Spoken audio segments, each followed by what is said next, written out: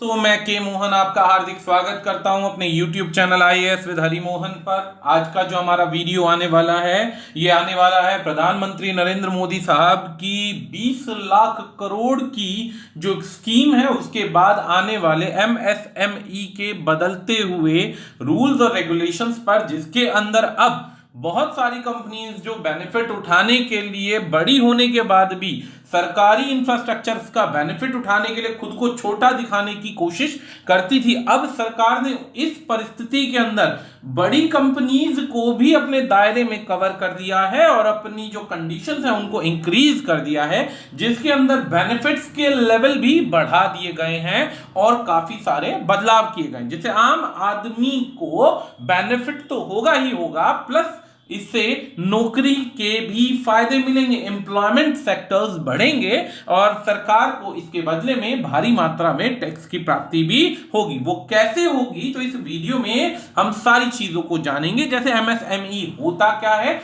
पुराने रूल्स क्या थे, नए रूल्स क्या हैं, सरकार ने नए रूल क्यों बदले हैं, इनसे आम जनता को और गवर्नमेंट को क्या फायदा होगा और कितना प्रतिशत लोग इस MSME के अंदर पूरे कंट्री में नौकरी करता है। तो इन सभी चीजों की जानकारी आपको इस वीडियो से मिलने वाली है।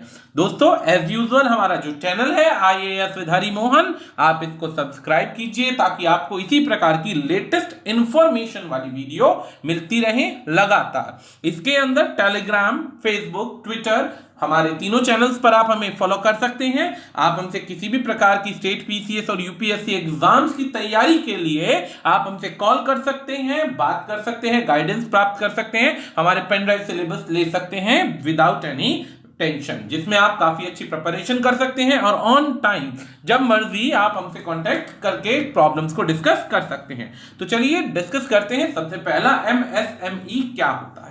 MSME को ministry of micro, small and medium enterprises कहा जाता है। सरकार के आधार पर एक ब्रांच है गवर्नमेंट की, जिसके अंदर सभी प्रकार के रूल्स और रेगुलेशंस जो एडमिनिस्ट्रेशन के हैं वो बनाए जाते हैं ताकि ये सारी की सारी कंपनीज जो हैं अपने आप को रिप्रेजेंट कर सके, काम कर सके। इसके जो मिनिस्टर हैं, आपके जो मिनिस्टर हैं ये है Nitin Gadkari minister of state इस प्रताप सरंगी 31 मई 2019 के बाद से। सबसे पहली चीज इंपॉर्टेंट क्या याद रखनी है कि ये MSME होता क्या है, साधारण डेफिनेशन से समझते हैं। साधारण डेफिनेशन ये है कि भारत का एक बहुत बड़ा सेक्शन ऐसा, बहुत बड़ा हिस्सा ऐसा है जो सारा का सारा ऑर्गेनाइज्ड सेक्टर के अंदर काम नहीं करता। बहुत बड़ा सेक्टर ऐसा है जो सरकारी नौकरियों पे नहीं बैठा। बहुत ही बड़ा लेवल ऐसा है जो इतना एजुकेटेड नहीं है लेकिन स्किल्ड है, लेबर है, वर्कर्स हैं, टैलेंट है, ये सब काम कर सकते हैं लेकिन एजुकेशन अच्छी लेवल की नहीं है, जिस वजह से अच्छी नौकरी नहीं पा सकते। ये बहुत बड़ा सेक्शन जो है 31 अक्टूबर तक 47 लाख था।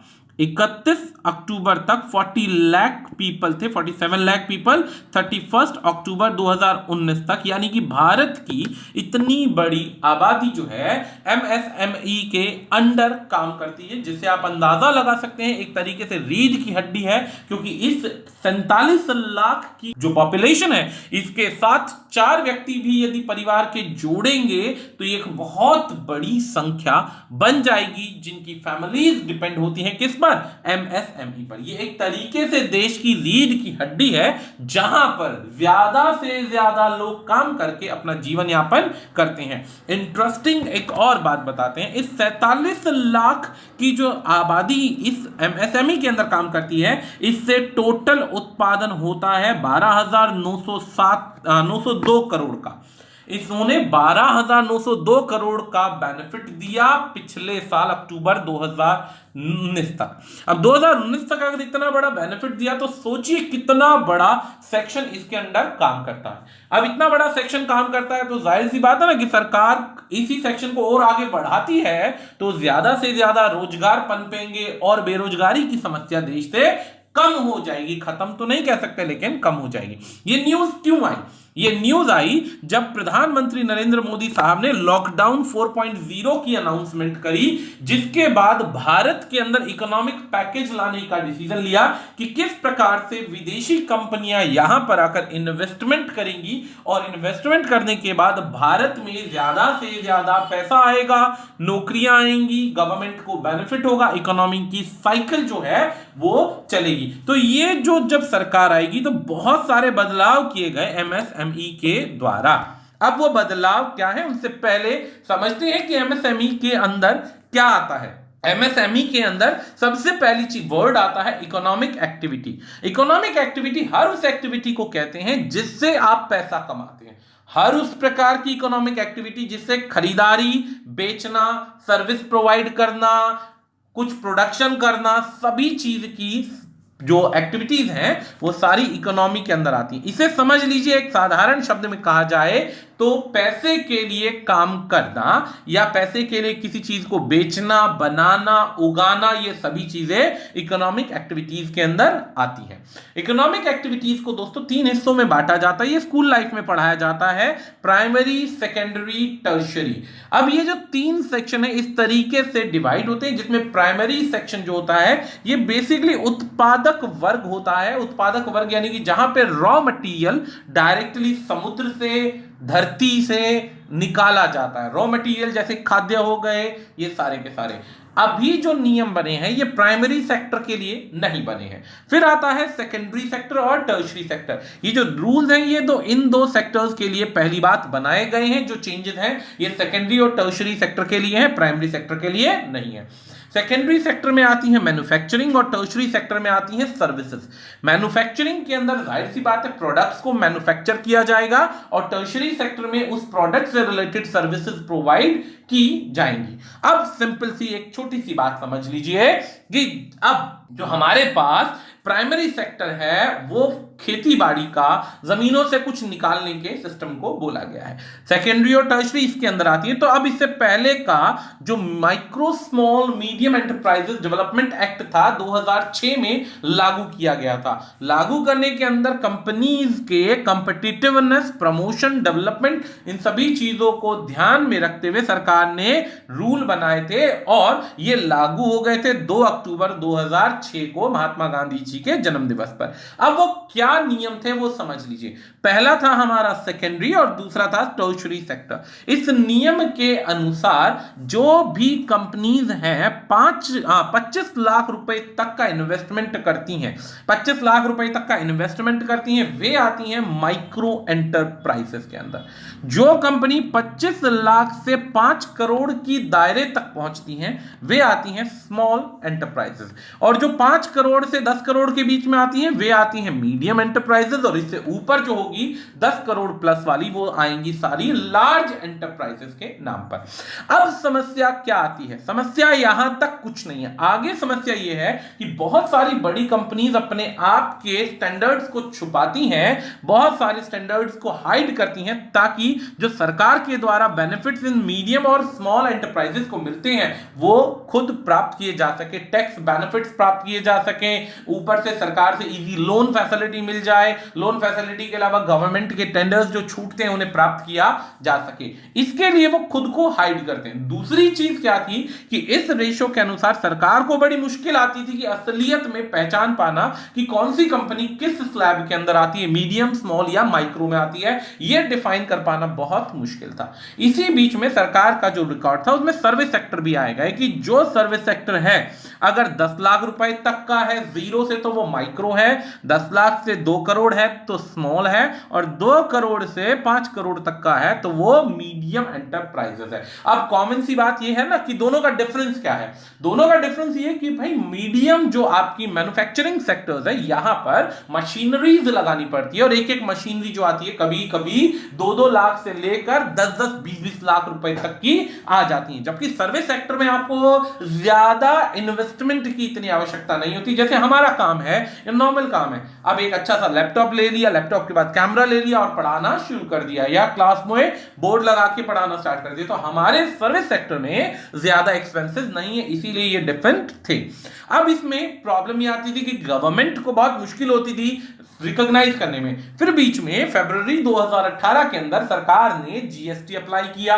जीएसटी के अंदर भी काफी कंडीशन लगाई कि भाई जो 5 करोड़ है, 5 करोड़ तक का टर्नओवर है, उसके अनुसार ये फिर 25 करोड़ तक का टर्नओवर। लेकिन वो रूल फेल हो गया, वो कामयाब नहीं हो पाया, तो वो अप्लाई नहीं हुआ। तो अब सरकार ने पुराने और नए के बीच में अब एकदम एक रिवाइज्ड एमएसएमई क्लासिफिकेशन बना दिया। रिवाइज्ड एमएसएमई में डिफरेंस देखिएगा, पहले मैन्युफैक्चरिंग और एंटरप्राइजेस सर्विस अलग थे, इसमें दोनों एक ही कर दिए।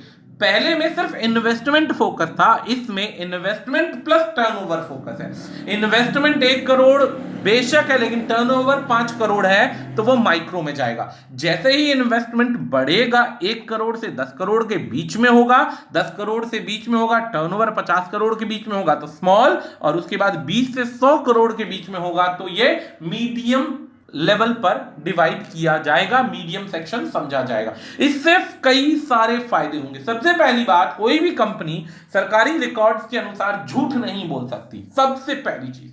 दूसरी चीज, यहां पर इन्वेस्टमेंट के रिकॉर्ड्स बढ़ा दिए गए, 5 का 10 कर दिया, 25 लाख का 1 करोड़ कर दिया, तो ऑटोमेटिकली जो कंपनीज अपने आप को छोटा दिखाने की कोशिश कर रही थी, तो अब उनको छोटा दिखाना नहीं पड़ेगा। सरकार ने स्लैब को दुगना और 4 गुना बढ़ा दिया। तो अब बेनिफिट ये है कि बेनिफिट्स बढ़ेंगे, लोगों को टैक्सेस की चोरी नहीं करनी पड़ेगी, सरकार की फैसिलिटीज अब सबको मिल जाएगी, प्लस टर्नओवर के अकॉर्डिंग अब कोई छुपा भी नहीं पाएगा। अब इससे बेनिफिट क्या होने वाला है? सबसे पहला बेनिफिट होता है कि सरकार से लोन सस्ते दाम पर और कम कंडीशंस पर आसानी से मिल जाएगा। सरकार की रिलायबिलिटी के अंदर ये काउंट किए जाएंगे और बेनिफिट्स इनको मिलेंगे। दूसरी तरफ क्या है कि सरकार से जब ये बैंक से लोन लेंगे तो लोन लेने के नाम पर इन्हें कम से कम 1% का कम रेट दर मिलेगा।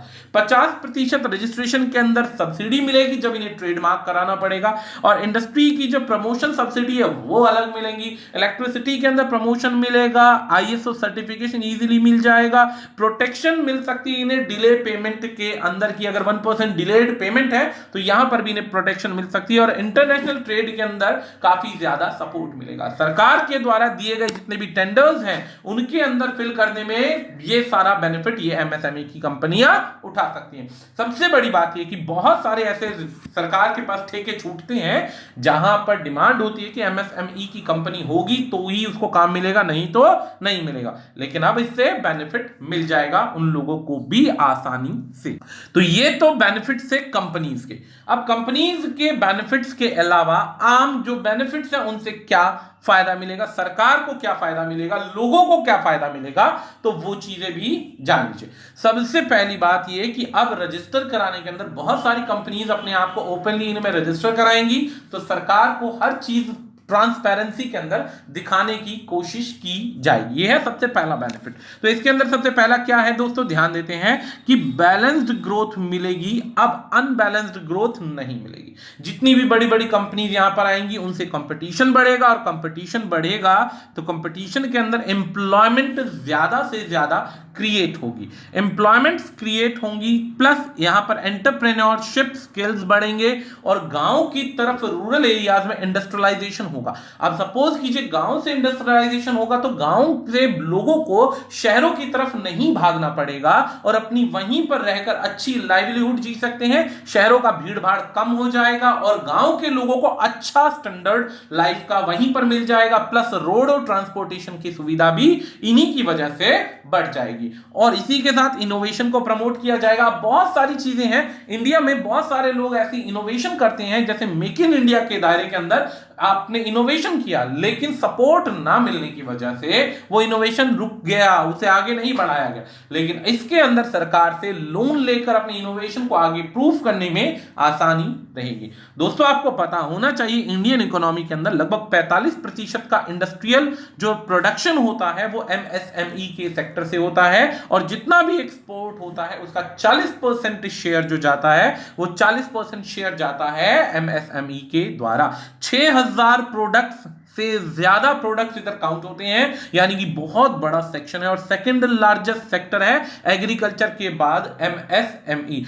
एंड अगर एम्प्लॉयमेंट की बात करें तो 100 मिलियन एम्प्लॉयमेंट्स दी जाती हैं प्रत्येक साल, जो जैसे छोड़ जाते हैं, कई निकल जाते हैं, बड़ी कंपनियां भी आती हैं, तो बेनिफिट्स के आधार पर इसके बहुत सारे बेनिफिट्स हैं। बेनिफिट्स कम नहीं है, लेकिन जितने भी नए रिकॉर्ड आए हैं उनसे सरकार से ज्यादा आम लोगों को बेनिफिट मिलेगा। प्लस जितना बड़ा अमाउंट इंडिया में आएगा, बड़ी बड़ी कंपनीज यहां पर इन्वेस्ट करेंगी, तो उम्मीद है कि लोगों को भविष्य के अंदर जॉब्स के ऑप्शंस मिलेंगे, नए स्किल्स जनरेट होंगे, डेवलपमेंट अलग अलग क्षेत्रों का होगा। जो डेवलपमेंट अभी अर्बनाइजेशन तक रुक गया है, अर्बन एरियाज तक रुक गया, वो डेवलपमेंट डिवीजन के आधार पर रूरल एरियाज तक में भी पहुंचेगा। तो आज के लिए इतना ही। आशा करते हैं हमारे दिए गए पॉइंट्स आपको समझ में आए होंगे। धन्यवाद।